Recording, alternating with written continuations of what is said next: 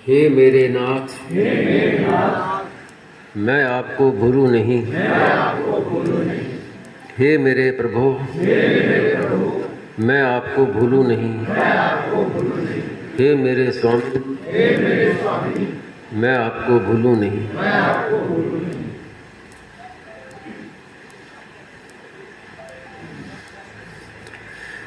अभी आपने जैसा सुना पुस्तकों की महिमा,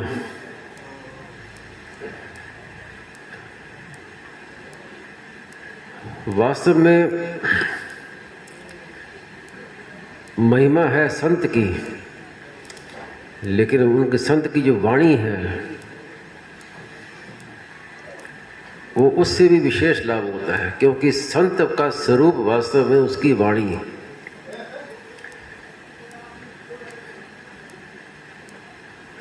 संत को हम देख नहीं सकते।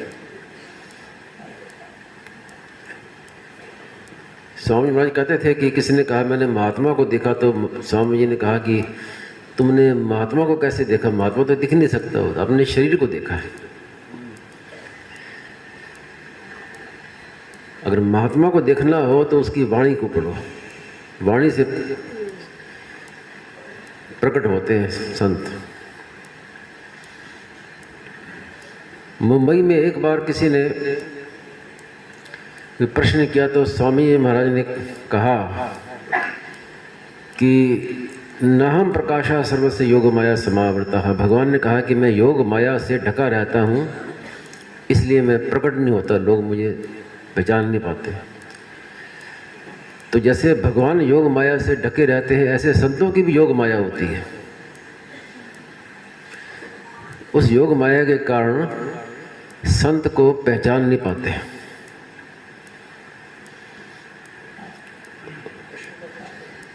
इसी विषय में कोई प्रश्न तो याद नहीं है।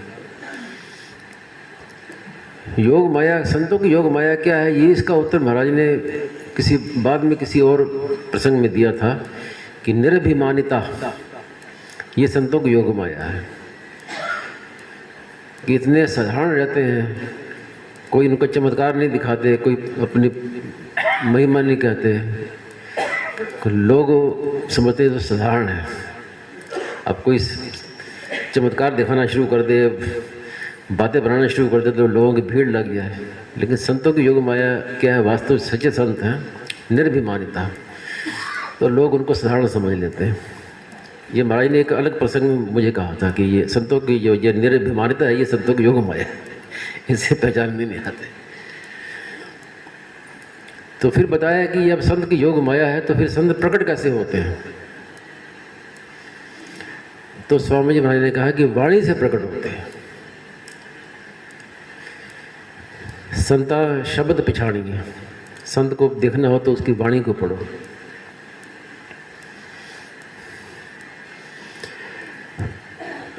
अब गोस्वामी तुलसीदास जी महाराज अब नहीं है, और प्राय लोगों के मन में ऐसी आती नहीं होगी कि उनके दर्शन करें, गोस्वामी जी को देखें। जब उनकी रामायण हमारे सामने है, रामचरितमानस, तो उसको पढ़ने के मन में आती है। तो वो क्या है कि गोस्वामी जी का रूप है, वही है। अब तो किसी को देखना हो गोस्वामी तुलसीदास जी महाराज को, तो रामायण को देखो।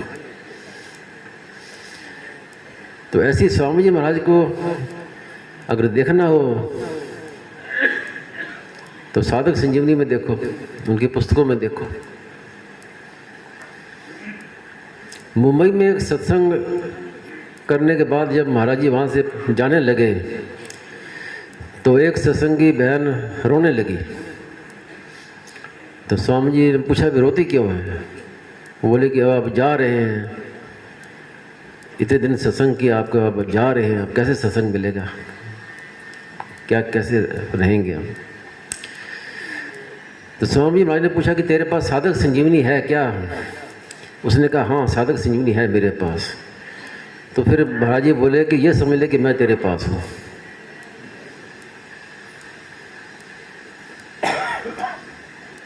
तो जब साधक संजीवनी है तो ये साक्षात स्वामी महाराज का स्वरूप है। और किसी को पहचानना हो तो पढ़ के देख लो।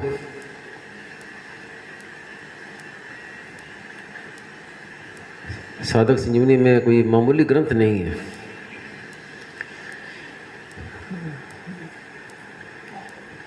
तो इस प्रकार एक इसमें बात याद आई कि स्वामी जी महाराज की पुस्तकों में एक विलक्षणता है, एक विशेषता है जो पढ़ने वाले को दिखती है और उनकी बातें मन में असर करती हैं।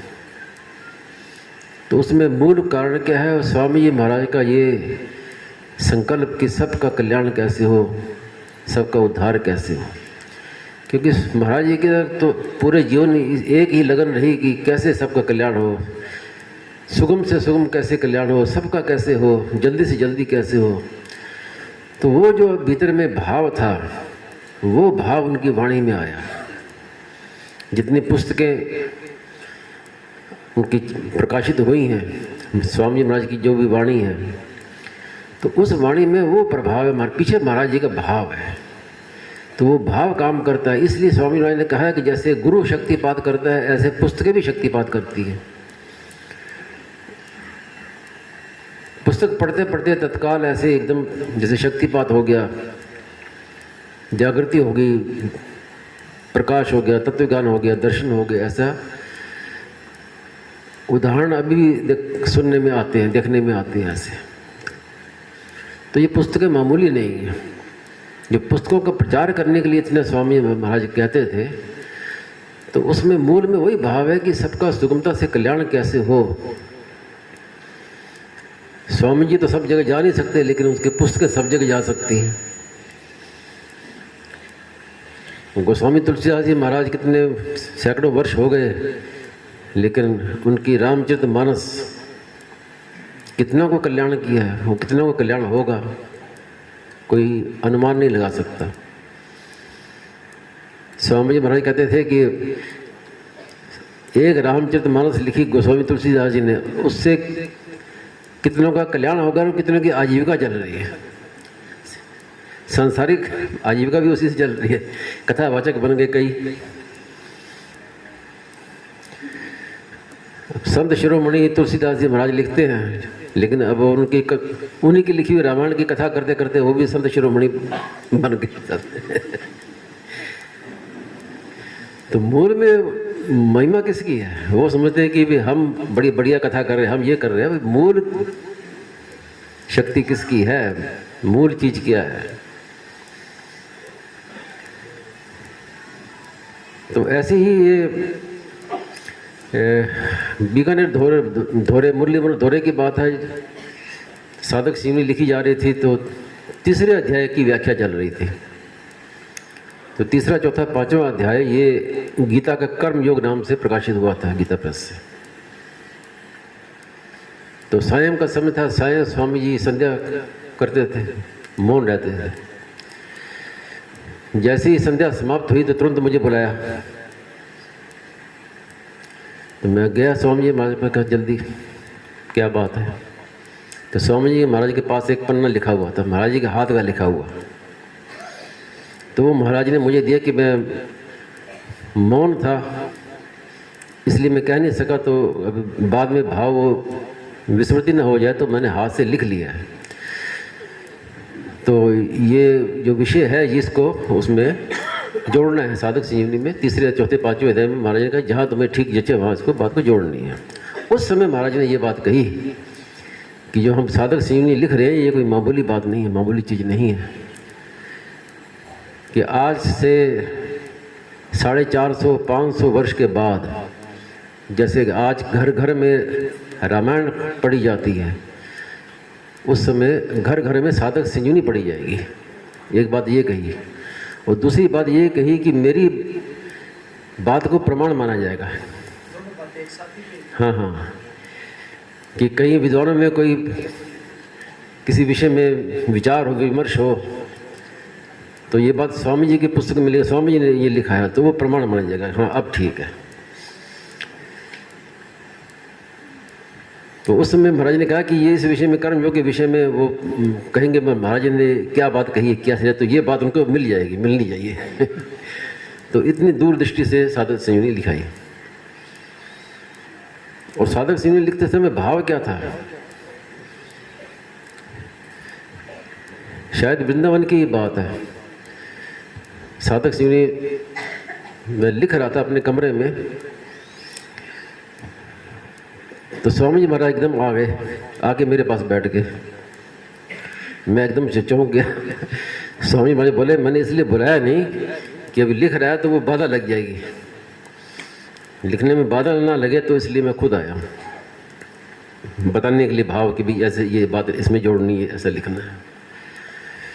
तो उसमें महाराज ने कहा कि साधक सिवनी को ऐसे लिखना कि पढ़ने वाला मुक्त हो जाए। तो ये क्या है, ये भाव आशीर्वाद साधक सिवनी के पढ़ने से जो लाभ होता है उसके पीछे में ये बात है। साधक सिवनी लिखी जा रही थी, अब सन मुझे अभी याद नहीं है वृंदावन की बात है, रामधाम में अपने ऊपर में कमरा था मेरा, लिखता परिशिष्ट तो बहुत बाद में लिखा गया। उस समय साधक सिवनी मूल लिखी जा रही थी। पहले तो अलग अलग खंड लिखे। सबसे पहले तो 12वां और 15वां अध्याय की व्याख्या गीता का भक्ति योग नाम से छपी। फिर ज्ञान योग, गीता का ज्ञान योग 13, 14, 15वां अध्याय की व्याख्या, ऐसे 18वें अध्याय की व्याख्या गीता का सार। सबसे आखिर में पहले अध्याय की व्याख्या जो गीता का आरंभ। तो अलग अलग कई खंडों में लिखी गई। बाद में फिर महाराज ने कहा इन सबको मिलाकर एक करो। तो सबको मिलाकर जब एक करने में बड़ी कठिनाई आई। उसमें कठिनाई क्या बात थी, कई लोग शंका भी करते हैं कि साधक संजीवनी में पुनरुक्तियाँ बहुत हैं। उसमें कारण क्या था कि अब उस समय अब कंप्यूटर तो था नहीं, सब काम हाथ से लिखना, दिन भर बस हाथ से लिखना। एक एक श्लोक की व्याख्या को 10-10 बार, 15-15 बार लिखना पड़ता था, काट के फिर महाराज जी का नई बात आ गई, फिर काटो, फिर वापस लिखो। तो दिन भर ऐसे चलता है। तो जब एक करने लगे तो अब एक ही बात कई जगह आए। उसमें कारण क्या था कि जब भी महाराज जी वो लिखवाते थे तो महाराज जी का यही रहता था कि शरीर का पता नहीं है कब चला जाए। फिर ये बात पता नहीं लिखा सके नहीं जाना, ना लिखा सके। तो एक भीतर में एक भूख थी कि साधकों को बस जल्दी मिल जाए ये बात, कोई नई बात आ गई, अब ये जल्दी साधकों को मिल जाए। तो वो कहते बस इसमें तो जोड़ दो बस कहीं भी। तो महाराज बात क्या देते कि भाई इस बात को तुम कहीं भी ठीक लगे वहाँ जोड़ दो उसको। आगे के भविष्य की आशा नहीं कि अब फिर हम लिखेंगे तो फिर हो जाएगा।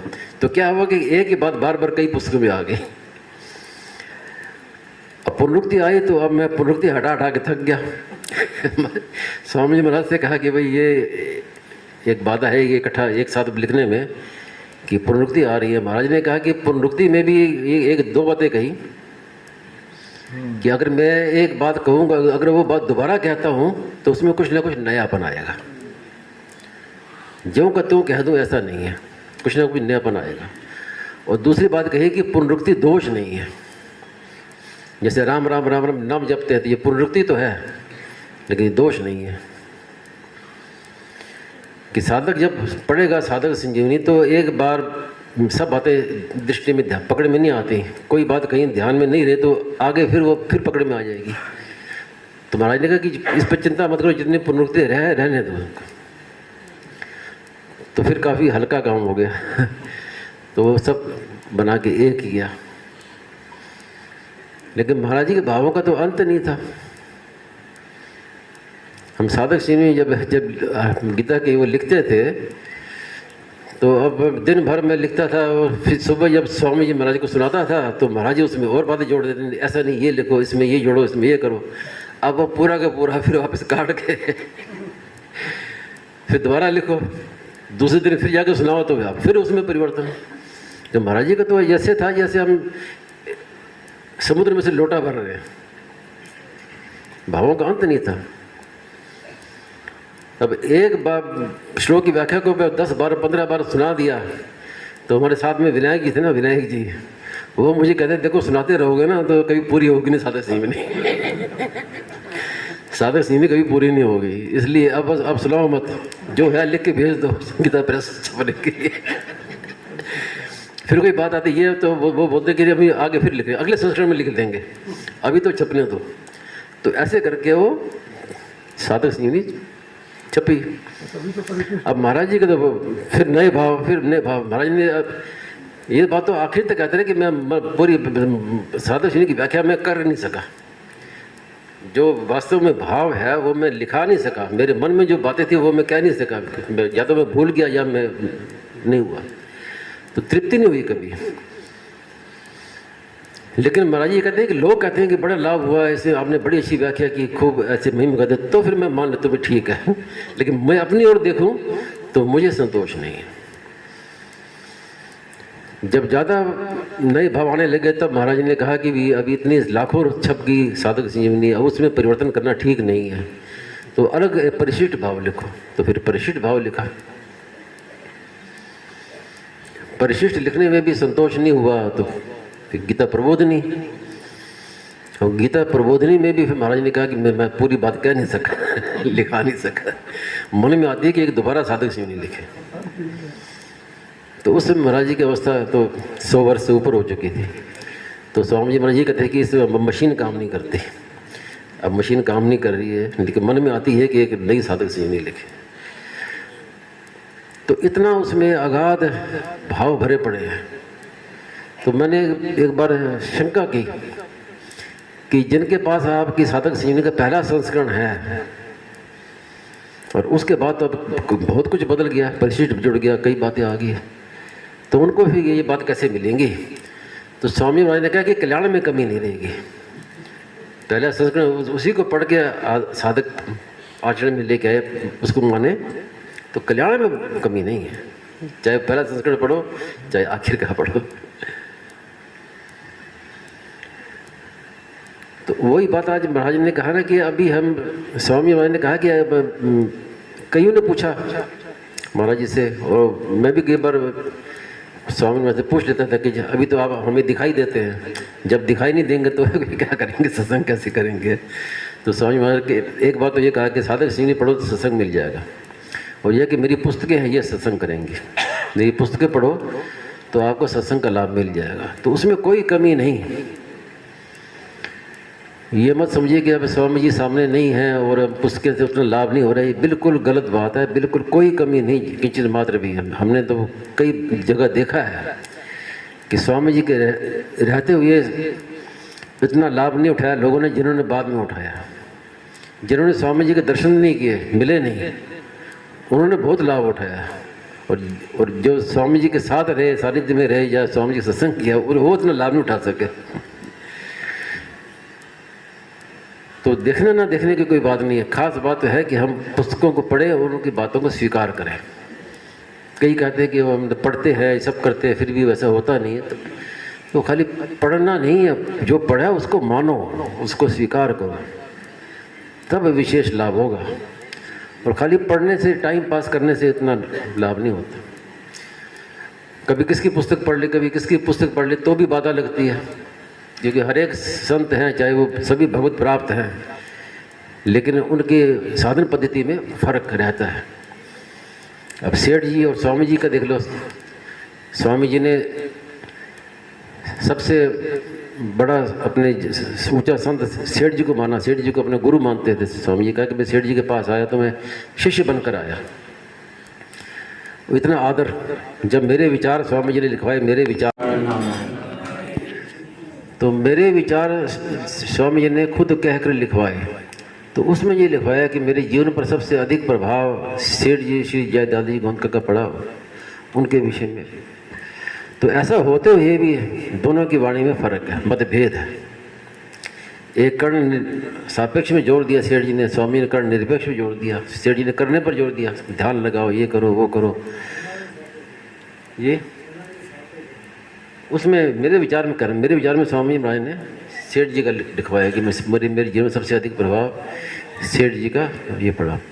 तो अब सेठ जी की टीका है तत्व वेचनी और स्वामी जी का साधक संजीवनी, तो कई श्लोकों में मतभेद है। तो अगर वो दोनों पढ़ेंगे तो भी बाधा लगेगी, क्योंकि एक कर्ण सापेक्ष की बात कर रहे हैं, एक कर्ण निरपेक्ष की बात कर रहे हैं। तो वो फिर कई ऐसे साधक हैं, मिले हैं मुझे, कि दोनों पढ़ते हैं लेकिन वो ठीक से मार्ग नहीं चल रहा। तो मैंने कहा आप दोनों को छोड़ के एक ही पढ़ो आप। तो एक का पढ़ना शुरू किया तो उन्होंने कहा कि अब ठीक मार्ग मिला, अब सीख प्रकाश पढ़ो। तो इस प्रकार हमें ये पढ़ना है, ऐसा नहीं कि टाइम पास करने के लिए, समय उपयोग करने के लिए। एक को ही पढ़ो और उसी को मान के उसको स्वीकार करो, तो फिर हमारे जीवन में परिवर्तन दिखाई देगा, उससे हमें लाभ मालूम होगा, खाली पढ़ने में नहीं।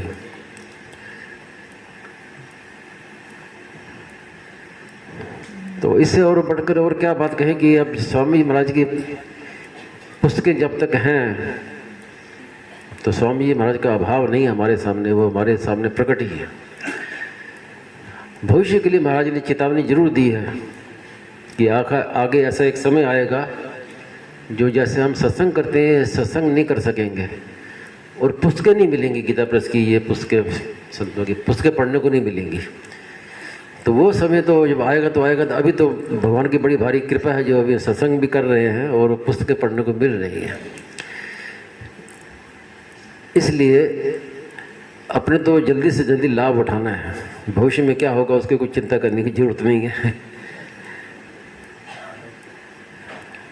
जल्दी से जल्दी लाभ उठाना है उसे। तो इसलिए पुस्तकों को पढ़ो और उससे भी अधिक स्वरेंत्या समारिहंत, खुद भी पढ़ो दूसरों को पढ़ाओ, प्रचार करो। गीता में भगवान ने प्रचार करने वाले को सबसे बड़ा भक्त कहा है, मेरा परम प्रिय भक्त। तो प्रचार का भी बड़ा महत्व है। तो इसलिए खुद पुस्तक पढ़ो और प्रचार करो। केवल प्रचार करोगे, खुद पढ़ोगे नहीं तो उसका इतना असर नहीं पड़ेगा।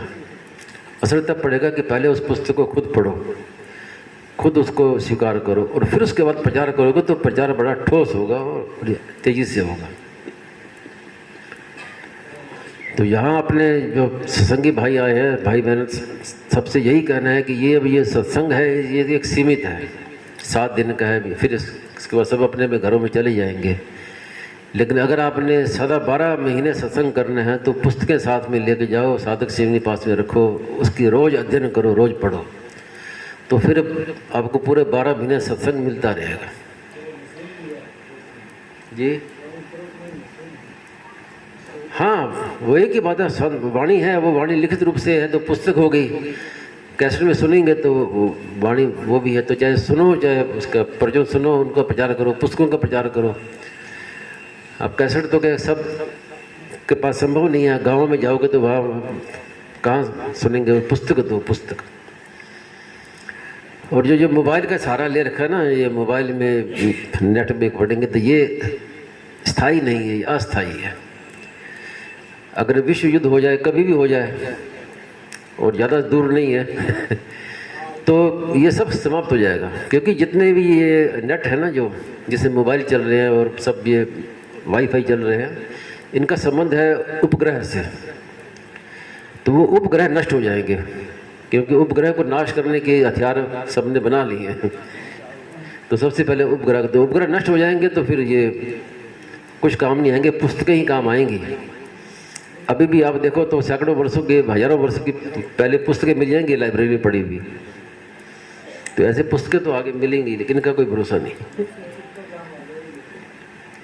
नहीं काम आई, वो खत्म हो जाएगा, मशीन काम नहीं करेगी। जैसे अभी पुराने कैसेट चलते थे, कैसेट अब जिनके पास पड़े हैं अब कोई काम करेंगे, मशीन ही नहीं मिलती, उनकी मशीन के पार्ट ही नहीं मिलते, ऐसे हो जाएगा। तो ये स्थायी चीज़ नहीं है। महाराज जी स्वामी महाराज कहते थे कि आपने अपना स्वभाव बिगाड़ लिया तो आगे भविष्य में बड़ा दुख पाओगे। अभी गायें काट रहे हैं, वो ट्रैक्टर से खेती कर रहे हैं, तो जो पेट्रोल है, जितनी भी चीज़ें सब सीमित हैं। तो महाराज जी का एक ऐसा समय आएगा जब पेट्रोल समाप्त हो जाएगा, उसमें आपके ट्रैक्टर काम नहीं आएंगे और गायों को काट लिए बैल मिलेंगे नहीं तो भूखे मरेंगे, ना इधर के ना उधर के। आप देखिए, आप आज जो ऑफिस में काम करते हैं, बैंक में आदि में, जहाँ सबका अनुभव है ही कि पहले कभी भी जाए तो कभी छुट्टी नहीं होती थी, सब काम चलता था, हाथ से काम करते थे, हाथ से लिखते थे। और आजकल जाओ तो सब बैठे हाथ पर हाथ रख के, क्या हो गया कि सर्वर डाउन हो गया, तो उल्टा हानि हुई, लाभ क्या हुआ। तो ऐसे अगर आगे अचानक सर्वर डाउन हो जाएगा तो ना तो लिख सकेंगे क्योंकि आदत छूट गई, तो फिर क्या दशा होगी। अभी क्या है, विदेशों में जो पुस्तकालय में अच्छी अच्छी दुर्लभ ग्रंथ हैं उनको वो उसमें ले रहे हैं। कंप्यूटर में ले रहे हैं। तो वो अब ग्रंथ भी अगर कंप्यूटर का काम नहीं करेगा तो फिर इधर से भी गए और वो ग्रंथ तो पहले तुमने नष्ट कर दिया। तो महाराज ने कि क्या दशा होगी, ये समय अभी ऐसा है, ऐसा नहीं कि ये अब विकास हो रहा है, ऐसा आविष्कार पहले भी हो चुके हैं। प्राचीन का महाभारत को आप पढ़िए तो मालूम पड़ेगा उस समय जो जैसे आविष्कार थे, जैसे वायुयान का वर्णन आता है, वो अभी तक वैसे अभी आविष्कार हुए भी नहीं है। भारद्वाज संहिता, भारद्वाज ऋषि की एक लिखा हुआ ग्रंथ है भारद्वाज संहिता, उसमें एक है विमान प्रकरण। तो विमान कितने प्रकार के होते हैं, कैसे कैसे काम करते हैं, उस पर अभी खोज चल रही है। वैसे विमान अभी तक बने नहीं हैं। तो ये आविष्कार तो पहले भी थे और फिर लुप्त हो जाते हैं। आविष्कार का मतलब क्या है कि नया निर्माण नहीं है, पहले था उसको फिर वापस खोज कर ली, फिर आ गया। तो ये कोई स्थायी चीज़ नहीं है।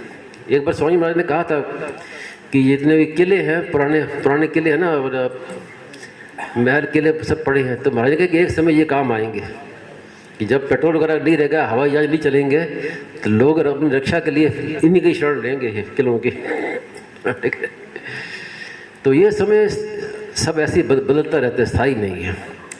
तो अपने तो वर्तमान में जो इतना जो कृपा है, इस कृपा का कब कोई पारावार नहीं है कि हमें सत्संग मिल रहा है, पुस्तकें मिल रही है पढ़ने को, तो इतनी भारी कृपा है। तो अपने तो लाभ उठाओ, भविष्य की चिंता ना करके अपने वर्तमान में लाभ उठाओ। तो आप पुस्तकें लेके जाइए, घर में पढ़िए, 12 महीना सत्संग करते रहिए। नारायण नारायण नारायण नारायण।